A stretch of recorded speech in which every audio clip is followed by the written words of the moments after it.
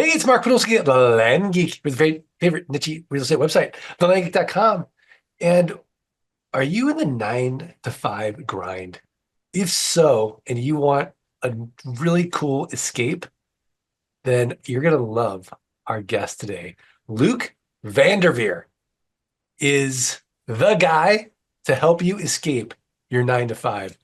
And if you're feeling trapped and you feel like you're limited and you just need more time to build passive income, Luke is going to help you take control of your life. He has guided so many people outside of the whole traditional path of success. Go to school, secure a 9 to 5 job, work until retirement, right? That 40, 40, 40, work 40 hours a week for 40 years, live on 40% of your income. And he's done it in a really cool way. And I'm super excited for you to learn about website rentals. What the heck is a website rental? Luke Vanderveer, welcome. Thank you, Mark. Thank you for having me. So, Luke, let's just skip the pleasantries and rewind the tape. How the heck did you start creating passive income with something called website rentals? I'm having an allergy attack here. I started creating a passive income with website rentals by, well, first deciding to escape the 9 to 5, eventually bumping into the idea of lead generation, creating an agency, and then realizing that's not passive either, and building websites, digital assets, and all of the niches that I was already in, and then just renting that digital real estate to the businesses that I was previously working with, or well, really their competitors. Okay, so let's break it down into a true case study. Yeah. So walk me through this step by step. Okay. So first thing people have to understand is anytime we need some kind of local service, what would you say that people do? Anytime people need a local service, what do people do? We I think need they Google, house. Okay, Google. right? They're going to Google or perplexity.ai or they're going to chat GPT it. They're going to Okay. go online and look it up. Okay. All right. So let's run with that. Let's break something in your house. We'll break the toilet. Your toilet just broke. You don't know a plumber. You're going to Google for this? I'm going to go to Google or I'm going to call a friend. Okay. All right. So the majority of people, at least what the stats show, go to Google. Okay. So we'll run with that one. And then what are you typing into Google if you're looking for a plumber? Plumbers near me. Plumbers near you. Okay. So then Google's going to geolocate you, pull your location. It'll pull up a bunch of plumbers in your vicinity. And out of all those plumbers that you can choose from, what page of the results are you going to? I'm going on page one. I am not even going to page two. I'm Why? looking for that top three links because Luke, I can always make more money. I can't get more. I can't get more time. Right. I'm not clicking around. Right. You just don't want to waste the time. So this is everybody's reaction. This is what happens. Everybody goes to whoever the top guy is. So now imagine you built that website. Let's just pretend you have that website now, and Right. customers are calling it. What if you could just take those leads and refer all those customers to another business and charge them for it? That sounds amazing. That's what I'm doing. Okay, I have lots of questions because the Google algorithm is a beast, Yeah. and I don't want to build my business on somebody else's land, essentially. Mm. So, how do I keep up with the shifting tides of the googly algorithm so that I can remain in on that top page, those top three spots? Because I don't know search engine optimization, Yeah. and I don't see how maybe I could hire an agency to do it, but now I'm taking a risk and there's no guarantee. Right. And now I've got this overhead. It doesn't feel that passive to me yet, Luke. Walk me through it. What am I missing? As the business, if you actually own the business and you're trying to do this for yourself, not very passive, right? Right. If you're looking at this from let's create something passive, we're trying to choose the path of least resistance.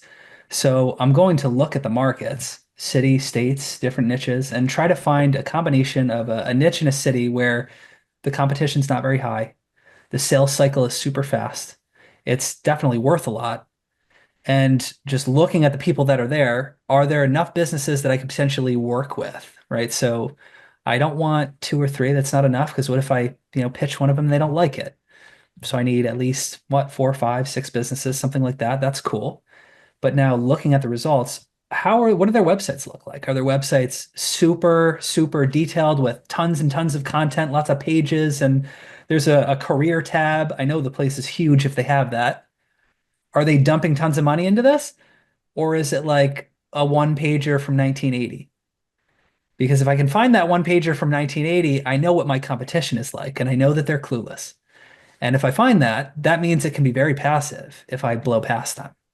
So now I put up my own website, but it's going to be a lot better than theirs. And it's not just because of how it looks, it's the structure, it's what's in it. I'm going to talk about all of the content, all of the things that make me the top dog for that niche, even though it's not really the case yet. And once I take over that spot, I can find a person to work with who does match that description. Okay. So let's go back to Bob the plumber. Bob the So plumber. Bob the plumber is a solopreneur. He's got a really nice plumbing business. Sure. He's in a good trade, right? He probably has enough business because he's a plumber, because he's in that trade. Okay. I would assume. But maybe because I'm in Scottsdale, Arizona, and it's hard to find good people because we're in such a fast-growing city, maybe Bob the plumber in Dubuque isn't as busy as he wants to be. Hmm. And because Bob is a plumber and doesn't know about lead generation and Yeah. doesn't know about marketing, he's he's not as busy as he wants to be. Right. Am I thinking about this correctly? Yeah, this is the situation the majority of business owners are in. They don't know how to do the digital piece. They're good at what they do. They're great at their trade because they've done Right. that for years. But they are stuck. And if they want to scale past, if it's not the person who says I'm happy where I'm at, if it's the person who wants to grow, they're what are they doing? They're going to have to pay to grow. The referrals can only take you so far, right? It's not scalable. Okay, so I'm going to pay to grow, but Mhm. now I'm skeptical. I'm Bob the plumber Right, because I don't know Luke Vanderveer. right. So how am I going to be? I'm Bob now. How are you, Luke, going to persuade me that you're the solution to my growing pain? Well, so let's backtrack for a second. Bob has a bunch of options, right? What can he do to get more business? He can go buy some Google Ads. Right? Now, chances are he probably doesn't know how to do that. So if he starts spending money on Google Ads, he's going to be spending a lot and probably won't get very good results. He can hire an agency. It's going to cost him a few $1,000 monthly to keep this going and pull in all this traffic. Same thing if he does Facebook ads.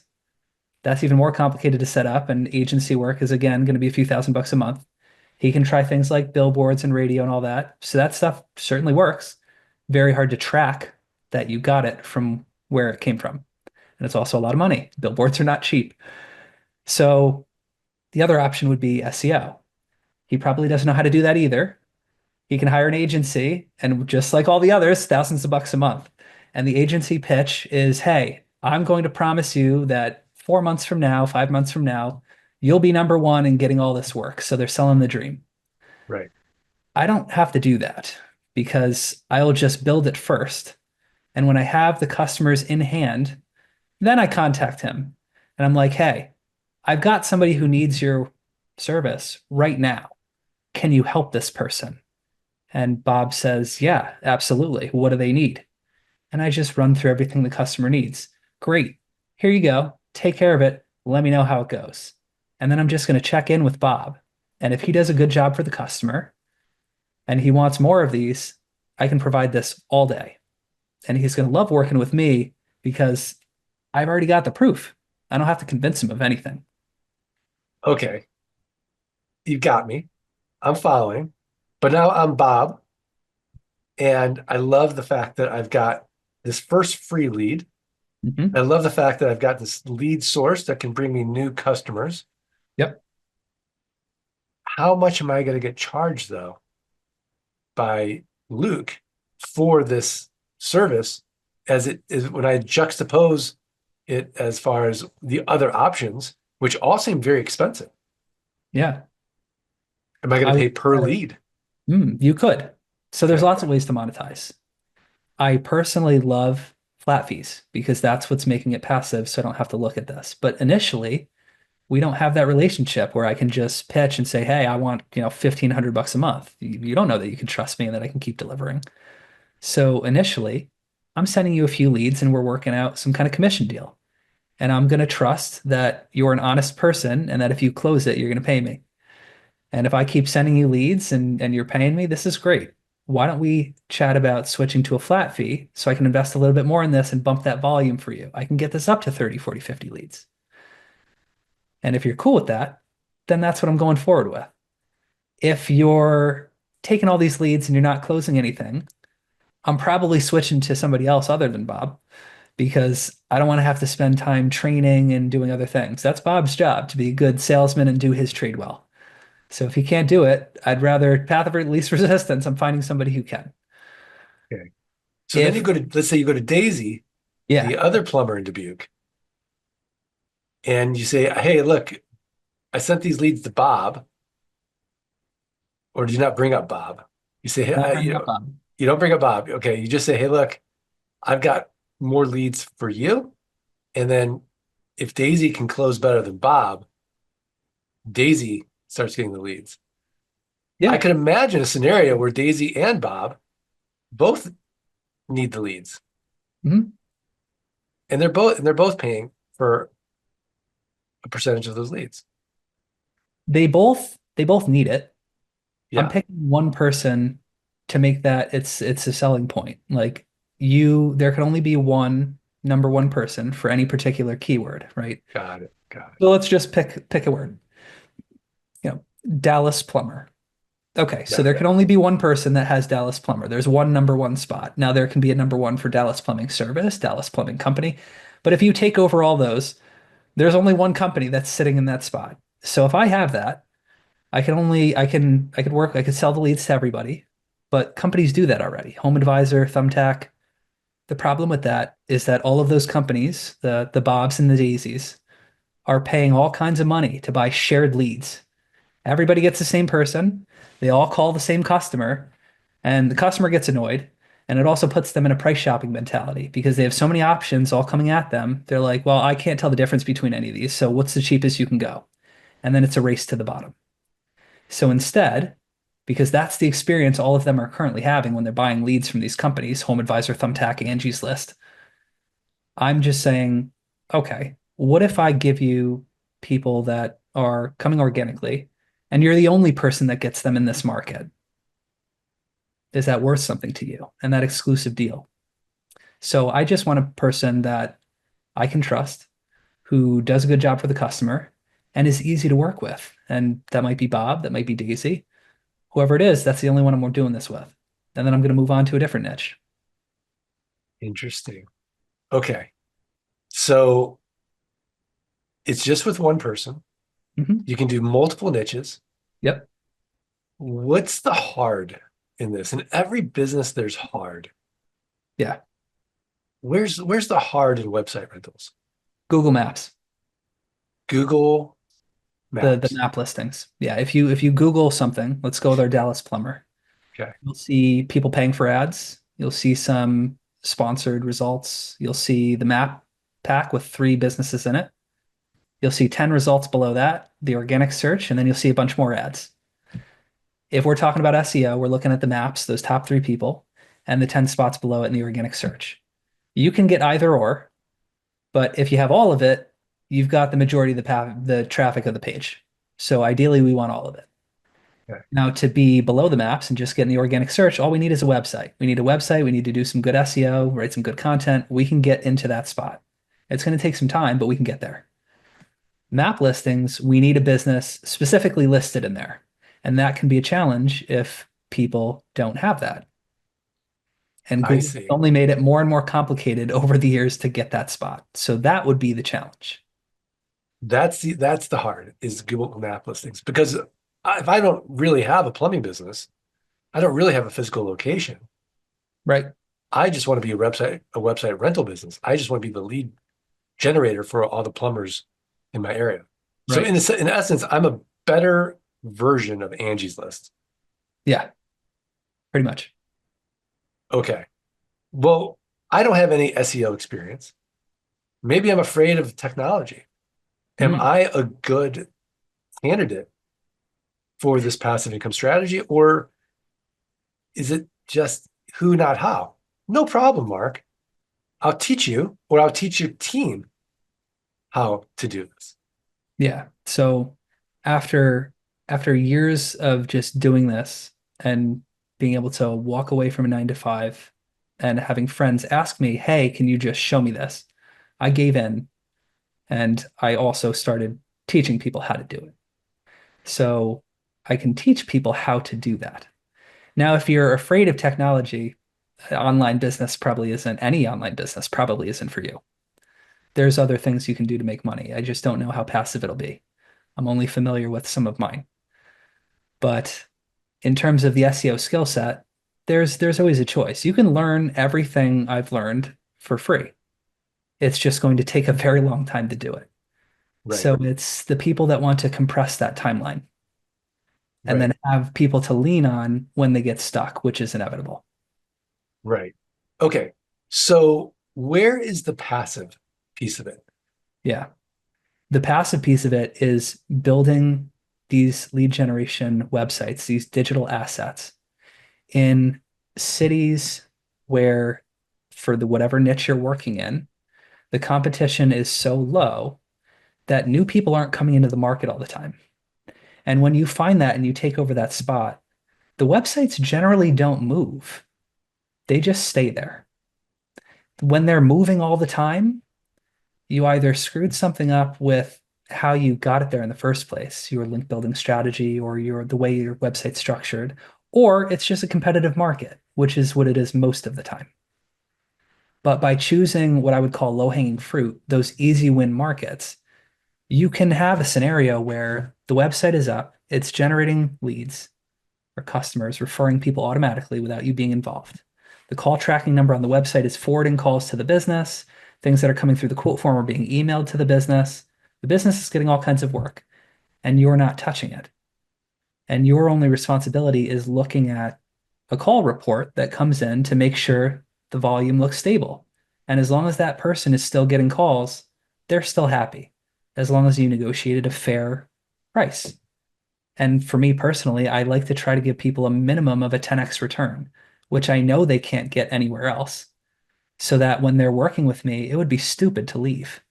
So by stacking all these little things in my favor, I don't have to look at it, which allows me to have a lot of websites where I haven't logged into them for years and they just keep paying. And then if I do notice something like call volume is weird, then I dive in and I do a little bit of research to make sure everything's cool. And if I have to do more work, I have virtual assistants and things that I've trained to do the things we need to do. And I'll just deploy them to fix whatever that is.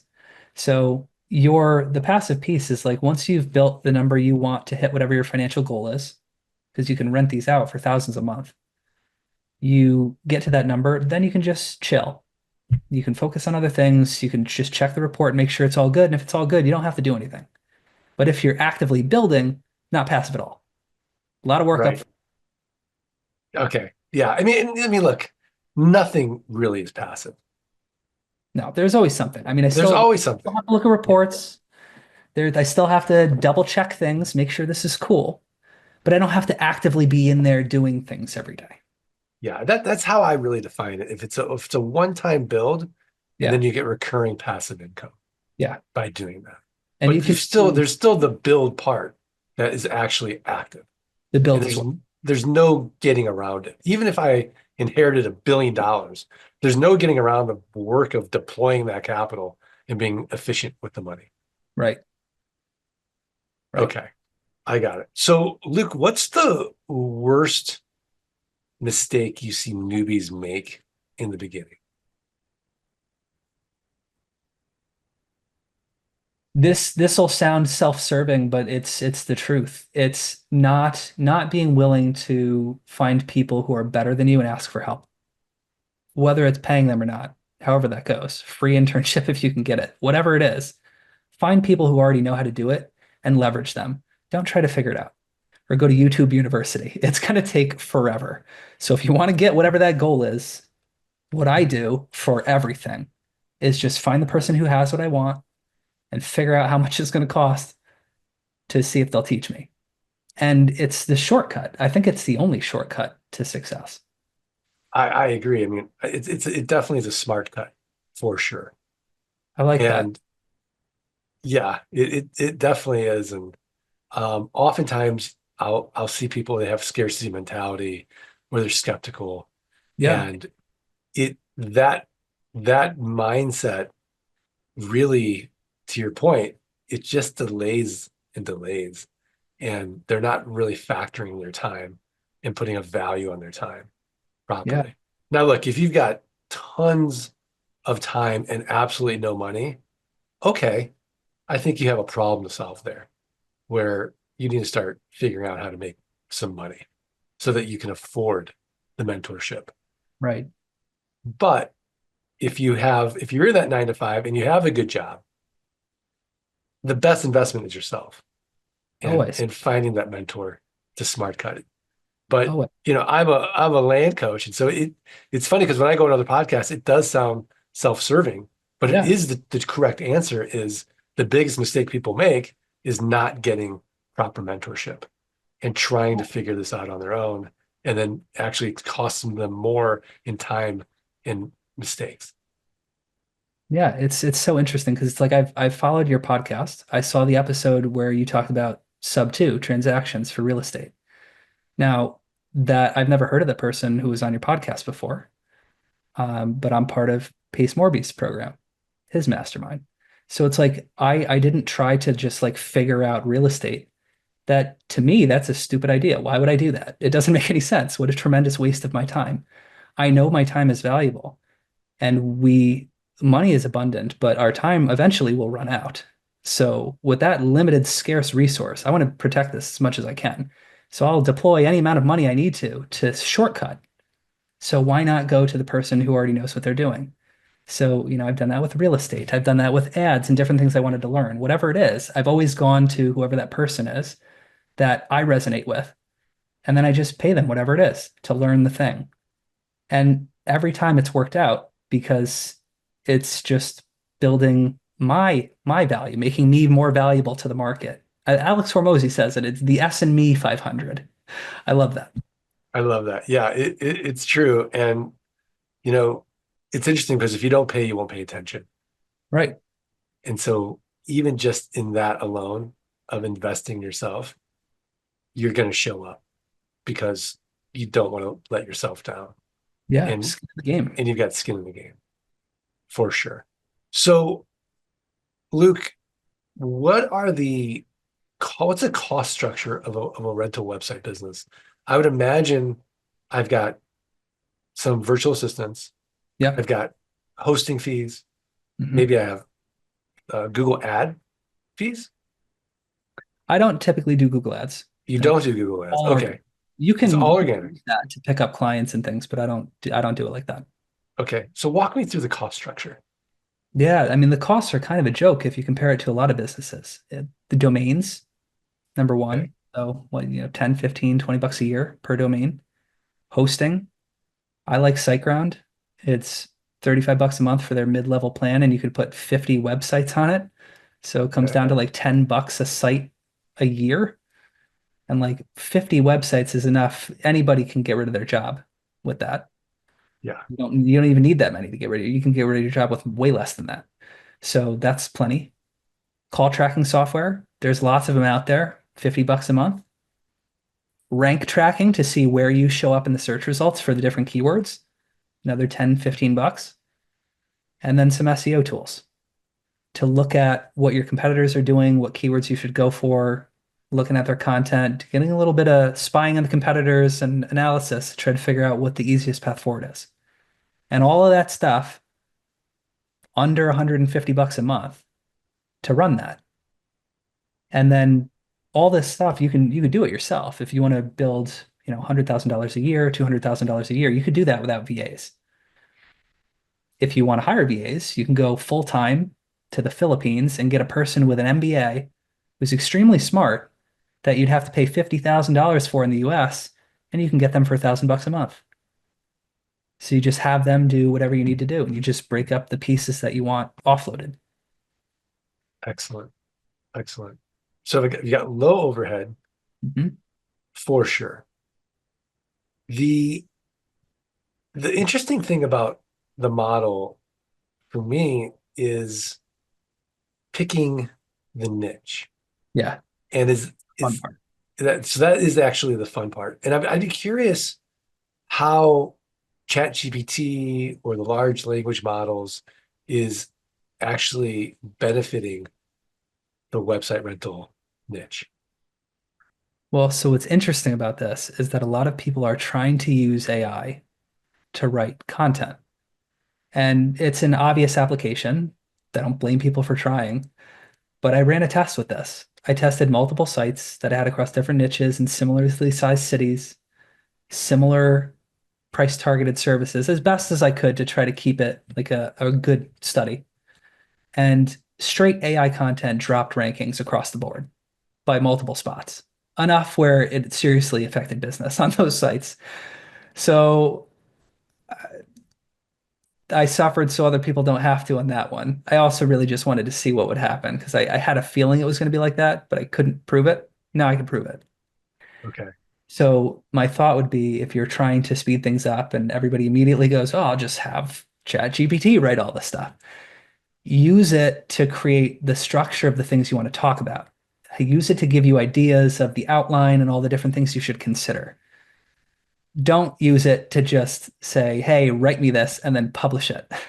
That's Right. not the way to win. Right. You want the strong foundation. And aside from the website structure, the content is a critical piece because if you do not have that correct, it's like building a house on sand. Yeah. Do I need to hire a web designer? Do I need to hire a copywriter? Copywriter might be helpful. Actually, it might be better to have somebody who doesn't know SEO, so they're not just trying to jam in keywords in any random spot they could find.